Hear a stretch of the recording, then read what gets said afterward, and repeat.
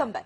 વિરામ બાદ નજર અન્ય સમાચારો પર કરીએ તો અમદાવાદના સાયન્સ સિટીમાં કેન્દ્રીય ગૃહમંત્રી અમિત શાહ સામૂહિક વૃક્ષારોપણ કાર્યક્રમ યોજાયો, જ્યાં તેઓ હાજર રહ્યા। પર્યાવરણ જાળવણી અંગે સીએમ ભૂપેન્દ્ર પટેલે સંબોધન કર્યું। પીએમ મોદીએ પર્યાવરણની જાળવણી સાથે વિકાસ કર્યો।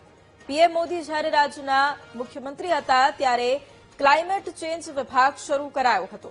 કેચ ધી રેન થીમ પણ અપનાવવામાં આવી।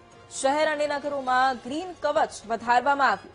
ગાંધીનગર લોકસભામાં 1 કરોડ વૃક્ષારોપણ કરવાનું લક્ષ્યાંક છે। આવનારી પેઢીને સ્વચ્છ વાતાવરણ આપવાની પહેલ પણ છે।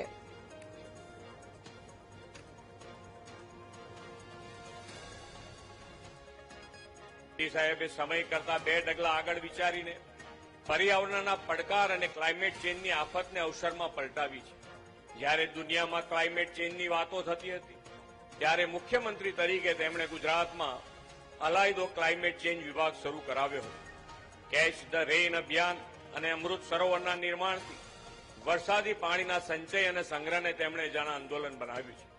વડાપ્રધાનશ્રીએ દરેક જિલ્લામાં 75 અમૃત સરોવર બનાવવાની પ્રેરણા આપી।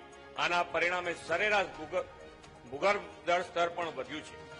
એક પેડ માં કે નામ 2.0 માં 10 કરોડ 96 લાખ વૃક્ષો, શહેરોમાં ઓક્સિજન પાર્ક નિર્માણ અને 82 નમો વડ વનમાં 14,000 થી વધુ વડનું વાવેતર કરીને શહેરો અને નગરોમાં ગ્રીન કવર વધાર્યું છે। વડાપ્રધાનશ્રીએ રાસાયણિક ખાતર મુક્ત પ્રાકૃતિક ખેતીથી જમીન અને લોકોનું સ્વાસ્થ્ય સુધારવાની ચિંતા કરી છે।